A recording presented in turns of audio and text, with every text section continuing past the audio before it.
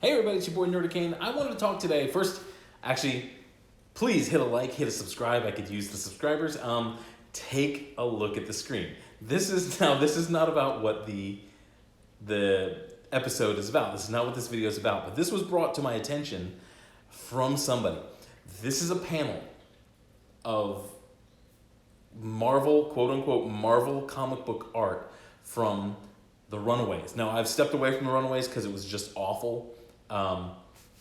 If this is what the Marvel has sunk to in 2020 for art on, and granted, yes, Runaways is kind of a throwaway book. It's kind of like nobody really knows what to do with it. It was kind of brilliant. It was kind of cool back in the day when it was early, but now it's just kind of like another one of these listless books that just don't really know what to do with.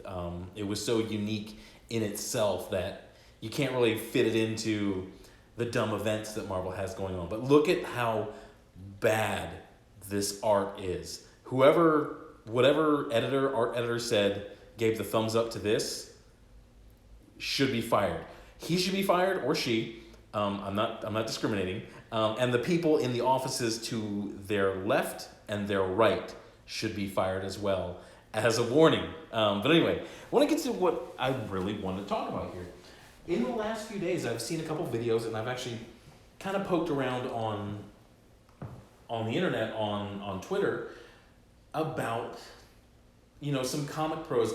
They're starting to see the light. A lot of them are starting to come around and realize, oh, the comic book industry is extremely damaged. I can't really make money here. So a lot of them want to. You can tell that some want to, and some would probably do really well if they went Indiegogo. But there's still the Indiegogo crowdfunding cooties that a lot of these psychopaths who are they're not in charge, but they're sort of the malicious influencers of the comic book industry. You can tell that they're afraid of them. They want to go do something. Some of these people probably have good ideas, but the problem is I'm going to show you some things that are sort of big name people in comic books who took a swing at doing crowdfunding. Like Sean Gordon Murphy was the one I was really excited for. I even told him, I'm really excited for this. And then I saw it. I really don't like, it's a crossover issue. It was a crossover comic book of characters that you've never heard of because he created all of them, and it was called The Plot Holes. And I was excited. A lot of people were like, yeah, this is Sean Gordon Murphy, man, he's like at the top of his game right now. This could probably make $750,000. It didn't. It made about $250,000. That seems to be the plateau. If you're a big name, there's a couple other comic books as well. There was one that Mark Waid was the editor on. And that's another thing that I'll get back to. No, I'll address it now. You see people like Mark Waid. Mark Waid got into this with Liberty Brigade. He was the editor. He had an art. It's the wrong way. He was trying to fit a square peg into a round hole, and he just kept hammering at it. Crowdfunding comics are not about having an editor, having, the structure that goes into the regular comic book industry. It doesn't have that. It's more freeform. It's more actually direct from the idea man. It's actually much more pure than you would get in a regular comic book nowadays. It's much more pure because it comes from the mind of the creator through the page, through the story, through the art, and then to the audience. And that's what makes crowdfunding so beautiful, and it makes it so unique, and why some people are very good at it and some people are not very good at it, because it's, like I said, it's got that purity from the idea to the execution, where if you start saying, it's really strange to say that somebody's the editor of a crowdfunded book, because that's not how it actually, it goes against the spirit of a crowdfunded book. But Mark Waid was the editor. He's supposed to be a big name in comics. Well, that comic made around $250,000, which was very respectable if this were 6-7 years ago in crowdfunding comics. The game has completely changed. Scott Snyder did one as well. It made about 250,000. So that's where I'm getting that sort of baseline is you get these people from the old comic book industry, the comic book industry. Like it's a factory, it's an industry. It has its structures and things like that. You get people from that and they try to go indie. Imagine Beyonce just chucking all of her producers and saying, okay, I'm going to start a garage band. It just doesn't work. That's not how that's not how she works. Is she going to put out an album like Nevermind? No, she's not. It's not in her to do that. And that's sort of what it is. Some of these creators, could you imagine if Dan Slott did it? There's an art to selling and you see it and I see it. I've been in sales. I was in the restaurant industry for a long time. There's an art to selling. There's an art to connecting with your audience. And your boy Zach can do that. And Ethan can do that. And Sweetcast can do that. And, the people who are successful in the indie crowdfunding, these indie comic book crowdfunding, they can go from a YouTube channel and connect with the audience and be entertaining with the audience and make something happen from that. Whereas you get people from the actual industry, they don't know how to do that. As I was alluding to before, imagine if Dan Slott tried to crowdfund a book.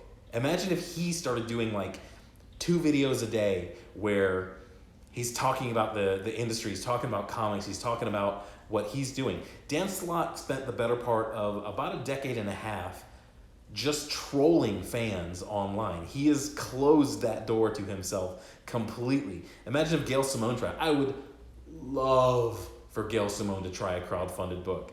I think she would realize really quickly that likes on Twitter do not translate to dollars on a Kickstarter or an Indiegogo, although she would never go to Indiegogo. But it just doesn't work that way. And they quickly realized that isn't how they operate. And that's why you see guys like this. Clint, Sweetcast Clint, wildly successful, wildly unknown. He stated in one of his videos before, he was a nobody. He said, "Oh, I'm a nobody." And, I sent him a message. I sent him a comment that said, "Former nobody," because now that he has success in the indie crowdfunding thing, he's probably too pure from his idea to story to storyboarding to production. He's probably too pure in his methodology to ever really go into mainstream comics where you get an idea and then it's a lot of times the idea is coming from the editor and they're saying, hey, this is what we want to happen, write a story around it. That can't really work. So maybe it's both ways. I don't know. No one's really tried it. I think we'll see something if your boy Zach wins this lawsuit against Mark Waid. You may see that. You may see an IDW. You may see, a Dynamite say, okay, these people can't. The rule has been established. You can attack these people. You can block the comic, but you're going to be held legally, financially responsible for it. So I think if your boy Zach wins this case, you may see that. You may start to see some of these indie guys from the crowdfunding game get invited into an IDW, get invited into Dynamite, get invited to these smaller publishers, and then we'll kind of find out, can they work in that manner because they're very pure. Me coming from the restaurant industry, I was independent. I was fiercely independent. From my first restaurant to my last, I had worked mostly in restaurants that I owned, or I worked directly for the owner. The few times that I tried corporate restaurants, it just did not work out because I do not survive well. I don't do well in that environment. I'm used to making quick changes, quick decisions to benefit the situation. But maybe that's what we'll see in this. And I think that's the disconnect that you see in comic book professionals, these big professionals who try to get into the indie scene now that they've said. Now it's really funny to me that they're kind of stopping and looking around at the absolute rubble that the industry is now, and they're saying, oh, oh, I gotta get the fuck out of here. And they're not really geared to do that. So I find that very, very interesting. But tell me what you think on this. I'm gonna wrap this one up. Yeah, it's just not a skill set that I don't think they have. I think they're so used to selling themselves to an editor and not selling their creation and their story to the actual buyers. You see, when DC hired Bendis to come in and kind of guide a section of their universe, they weren't saying this is going to be Bendis's, they weren't saying, oh, this whole new arc is coming for Superman, this whole new, story, this whole new universe for Superman. It was not that. It was Bendis is coming. That was the thing. So Bendis sold himself as a creative, as a writer to DC, and you see the results that we got. There's nothing from the quote unquote Bendis era at DC. There's been nothing interesting. There's nothing that anybody would want to make a movie out of. But I'm gonna wrap this one up. Thank you for your time. Thanks for watching. Let me know what you think in the comments. Let me know if I'm wrong. Let me know if there's anybody who's already done it, gone from the crowdfunding game into one of the medium to large publisher. Let me know if anybody's had success in that. But thanks for your time, you guys. Go have a good day and find something you like and you love and share it with the world. Bye.